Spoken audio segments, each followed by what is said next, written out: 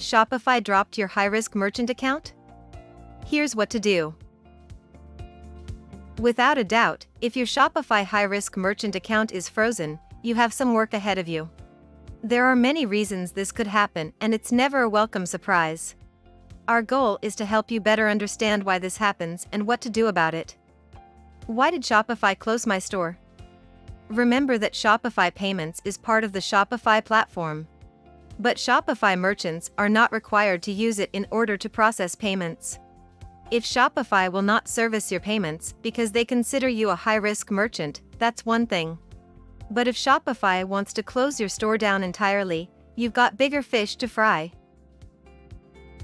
Violation of terms of service. Shopify will suspend your account if you are violating their terms of service. High-risk label.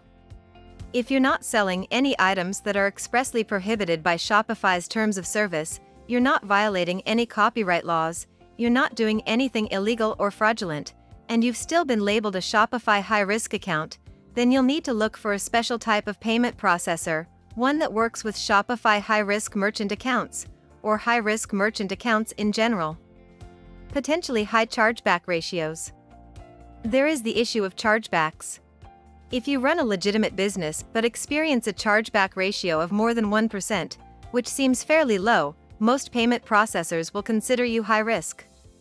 Service-based business on Shopify. Another reason Shopify could pause your store account from its payment gateway is that you are offering services or digital goods instead of a tangible good. This is because these types of businesses are easy to run scams through because it's difficult to prove receipt of merchandise. Poor merchant credibility. In a similar vein, if your business is in an industry that is rife with a history of scamming, this will not look good for you. One example is tech support, whereby 24,000 people reported losing a collective $347 million as recently as 2021. A 137% increase from the previous year. Shopify does not want to be involved in this type of risk, so businesses they perceive as risky by association will need to use a different payment processor. So what should you do when Shopify drops your high-risk merchant account? First and foremost, you should attempt to resolve the issue with Shopify as quickly as you can. Email their support and call them. But the end goal of these calls and emails should only be to get your payment processing up and running again. In the meantime, you should immediately look for a new payment processor. One that can work more directly with merchants, and/or one that has been labeled high risk.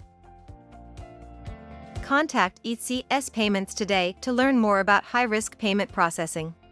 Visit us online at ecspayments.com or give us a call at 866-651-8724.